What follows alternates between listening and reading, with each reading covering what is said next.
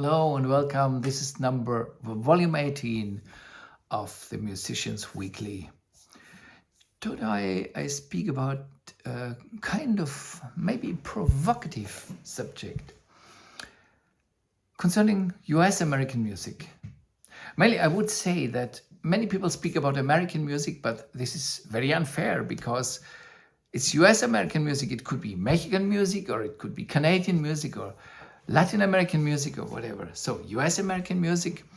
And for us in Europe, and also for the Americans, normally the great names are these heroes, of course, Charles Ives, posthumous, definitely. And then George Gershwin, and Leonard Bernstein, and Aaron Copland, between Gershwin, Copland, Bernstein. These people are the most popular among them. And then today, Steve Reich and John Adams and Terry Riley and these people, the minimalists. Mainly, that's what most people know about American music and what they also are used to hear in concerts or on recordings, or what today is in streaming. Yeah. So, but this is absolutely not representative. It's just part of the music. We have to understand that Gershwin was a pupil of Rubin Goldberg, like Vittorio Giannini, for example, like Aaron Copland, like Frederick Jacobi. And Rubin Goldberg wrote a Negro Rhapsody. And Gershwin heard that piece and he said, yeah, this is a good idea, but it is not the real new American music. So America was looking for a style that defined America. And in the beginning, of course, it was academicism from Europe. And there were some good composers, definitely some good composers. I would like just to mention, for example, Edward MacDowell or George Whitefield Chadwick, such people. And then there was these stranger Ives. There were other strangers like Carl Ruggles or Wallingford Rieger in the same generation as Ives. And then they had also some real symphonists, but they didn't become well known. Yeah. So, a very interesting thing is, so Gershwin turned the table, we could say, because after Rubin Goldberg had written this Negro Rhapsody, he understood that at that time people were searching for American music among the native Indian music of America. But the Indians were almost wiped out by genocide. A genocide at that time, like we have a genocide today in another part of the world. So Indian music of the Indians made no sense anymore. And also they had no idea how to develop it into something new. And so Gershwin understood that it's the music, the urban music of the black people, and related on jazz, which just had become a fashion. And so this became the American music and all the musical and all these things, Gershwin and so on. And Copland had a very interesting position of raffinesse and of something new, something particularly new. Of course, in Europe, we like to call it some kind of cowboy music. So whatever it is, it's also new. And it became also very fashionable. But American music had also totally different kinds of important composers. And today I would like to speak about the Italo-American composers, because this is really something almost uncovered in Europe. Who are great Italo-American composers? Walter Piston, would you think he is Italian? Pistone was the original name. So Walter Piston was a great symphonist and was Italo-American. And his symphonies are very interesting. He was a great also kind of educator. He wrote books that are still in use about harmony and about orchestration. They are academic books in the US, and they are quite expensive to buy because every student has to get these books, and so they will not go down in their price. And Paul Piston wrote very beautiful symphonies, and he wrote interesting string quartets and many things, concertos, two violin concertos, the viola concerto, and so on, and very, very interesting music. Then there was Paul Creston. Also, he was Italo-American, and he also wrote, I think, some 6 symphonies, something like that, and a lot of interesting music. Very fine composer. These are quite known now as Italo-Americans. And they are also quite known to composers from the second half, born in the second half of the 1930s. That is John Corigliano. He was called John Corigliano Jr. because his father, John Corigliano Sr., was concertmaster, legendary concertmaster of the New York Philharmonic under conductors like Mitropoulos and Bernstein. And John Corigliano Jr. started with a very fine sonata for violin and piano, mainly. That was his entrance into the on the stage of being a famous composer. And he wrote some very interesting pieces, like his first symphony or his string quartet, which he then transformed into his second symphony for string orchestra, the opera The Ghost of Versailles, a flute concerto for James Galway, a clarinet concerto, and so on. Some very interesting music, a very, how could we say that, a very elastic style, a style with a lot of fusions of different things. And the other composer, Italo-American from the same generation, he died recently, is David del Tredici, also Italo-American. And David was very interesting. He started and he wrote some quite modern music, and then he found out now he was a phenomenal pianist. He played for us when we were in Manhattan in 2001, not long before the towers fell. And we had a fantastic time with him, and he played, it was incredible. He was a phenomenal pianist. And David then started to write very tonal music. I mean, really conventionally old-style tonal music, but with high art. And there are some fantastic pieces, like In Memory of Summer Day, and there are some more of that kind, that with amplified soprano and full orchestra. So he could use the orchestra really like an orchestra, giving all the power, and the amplified soprano will still stand out. So these were very famous, were very famous Italo-American composers of our time. But then I want to mention 3. There was also, I forgot, Mr. DiDomenica. He was born in 1927. Also, Robert DiDomenica is a very interesting Italo-American composer with some kind of elaborated dodecaphonic style, very personal, very fine, very interesting. And Romeo Cascarino is a composer of, also some beautiful music. So there are many of them. But then the finest symphonist the USA ever had, he was also an Italo-American, and this was Peter Mennin, born in 1923 and died in 1983 of cancer. And Mennin was an incredible early starter. So his first symphony he withdrew, but the second symphony he also in the beginning withdrew, but it's allowed to play it again, and there is a recording on YouTube, by the way. And then with the third symphony he came out, and when he wrote the sixth symphony he was just 30 years old. So this was in 1953.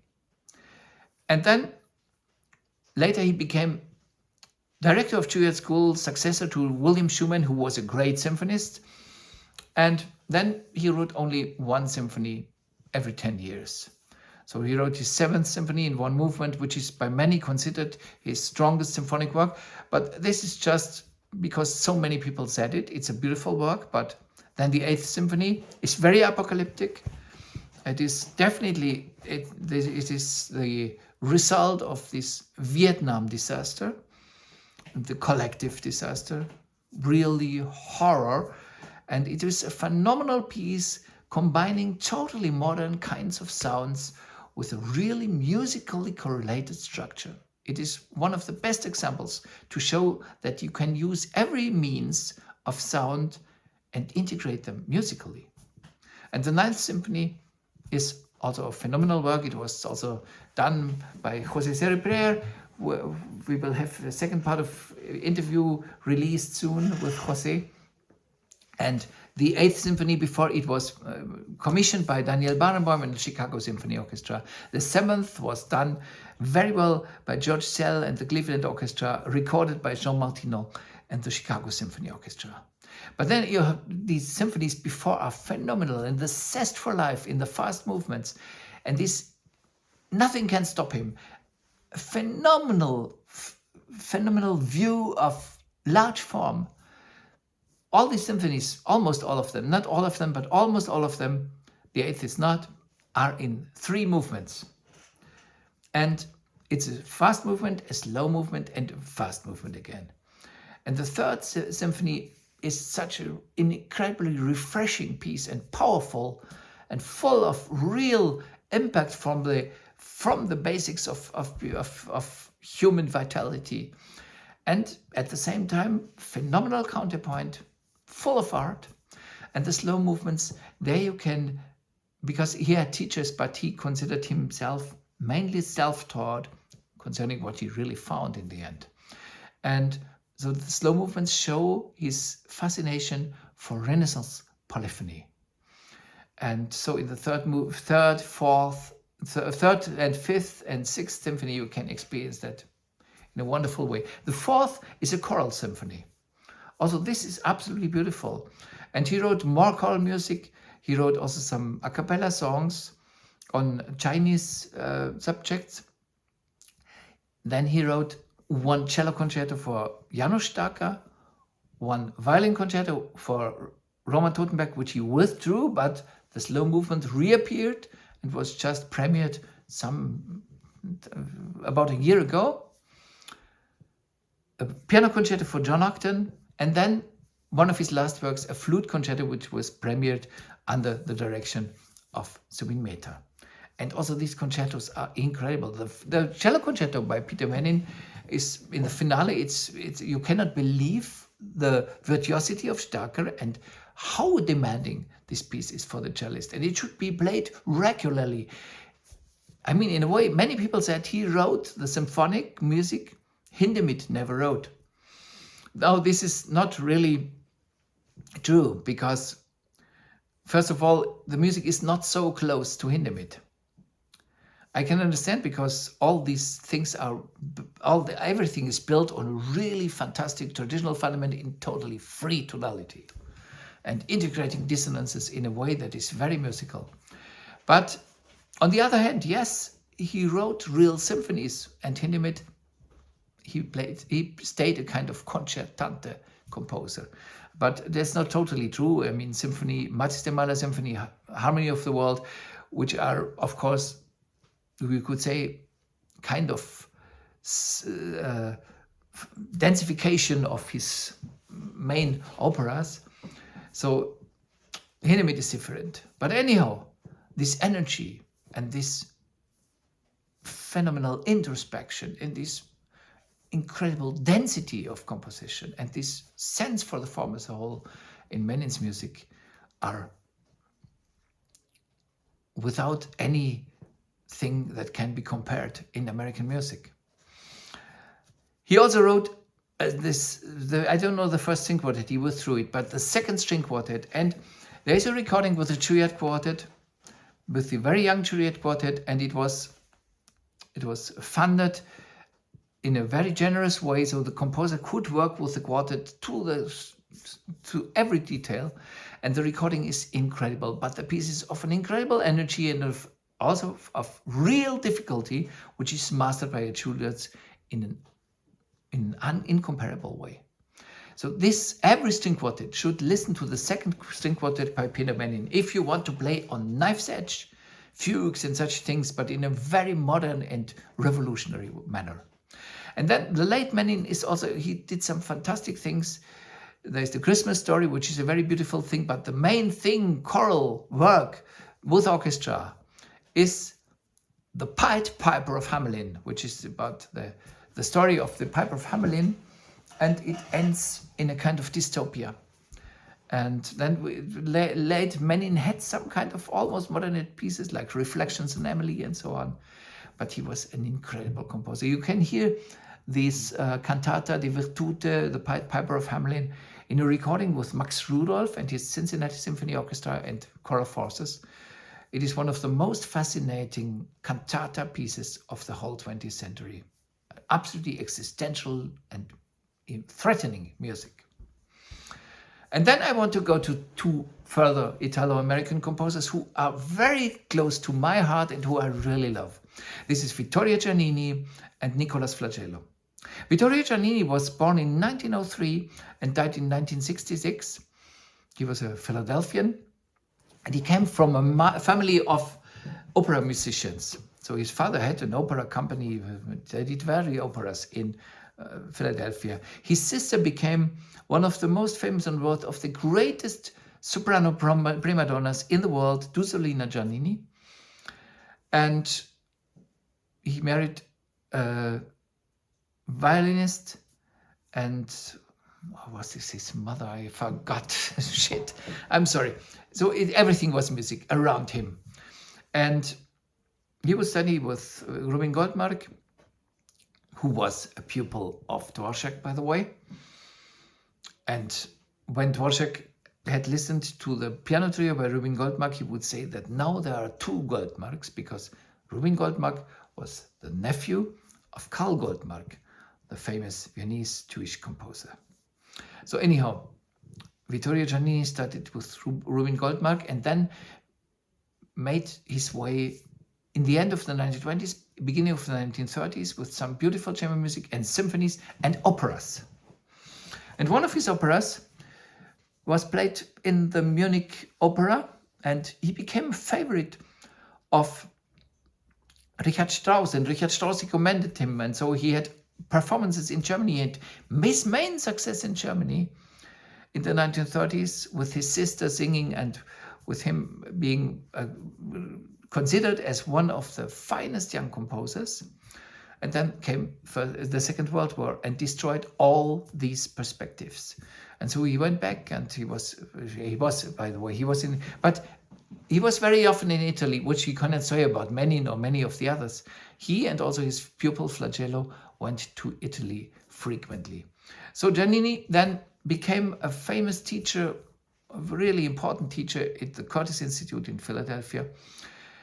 And he wrote some of his finest music. I mean, there is this Concerto Grosso for orchestra, for string orchestra, is the most beautiful piece, particularly the slow movement. I would say, side by side with the Barbara Adagio, it's the most beautiful string music ever written by a US American composer.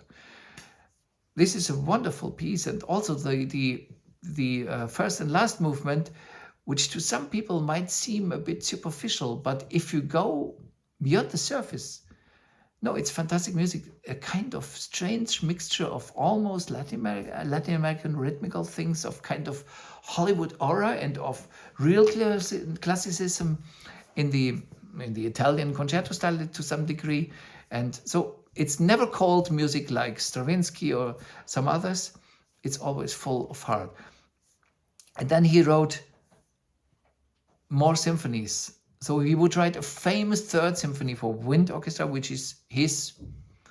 He became in the US, you could say, a one-piece composer. It's always the third symphony for wind orchestra that is played everywhere, at every college. And it is one of the best pieces ever written for wind band.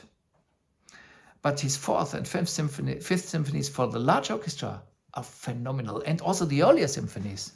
There are two symphonies that are not counted among his symphonies. The first is in Memoriam Roosevelt, a large symphony, and then there was a symphony, IBM Symphony, which is a fantastic collage piece in a way. Then came the real first symphony, second symphony, and then the wind orchestra symphony, and then the last two symphonies, and the music became darker in the end.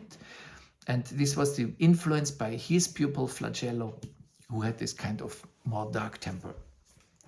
And then it has a phenomenal piece in the end, the mid-aid for soprano and large orchestra. It's about 40 minutes, and this is the most ecstatic music I ever heard for one soprano and orchestra. And there are some performances, you find some performance on YouTube with phenomenal soprano, and you can hear some music you could not believe that, this is what can come after Puccini in the United States of America. And then we have his pupil, Nicolas Flagello. And Flagello was born in 1928 and he died in 1996. He was incredibly gifted, and he didn't only study with Giannini, they became lifelong friends. He also studied with Ildebrando Pizzetti in Italy. And both composers, Giannini and Flagello, shared the fact that in every score, in the end, they signed with AMDG, Ad Majorem Dei Gloriam. So they were totally devoted to the music, and they would never think that they are the great creators. They would always think that they are the channeling medium for inspiration. And Flagello is one of the finest composers of the 20th century, I think. I always call him the Tchaikovsky of the 20th century, because this immediacy of expression, this immediacy of musical appeal he has, the only composer I know who also has that is Tchaikovsky in that direct manner. And so music by Flagello always is, in a way, a great drama. And he wrote some marvelous operas. There is also a children opera, interesting, The Piper of Hamelin. It's the ideal children opera, I know. But I have to do one feature about Flagello particularly. He wrote 2 symphonies. He wrote phenomenal music for solo voice and orchestra, wonderful chamber music, and for string orchestra, everything. And he, in every piece, for example, there's this wonderful burlesca for flute and guitar. It's one of the finest pieces of chamber music in its time. And you always have this kind of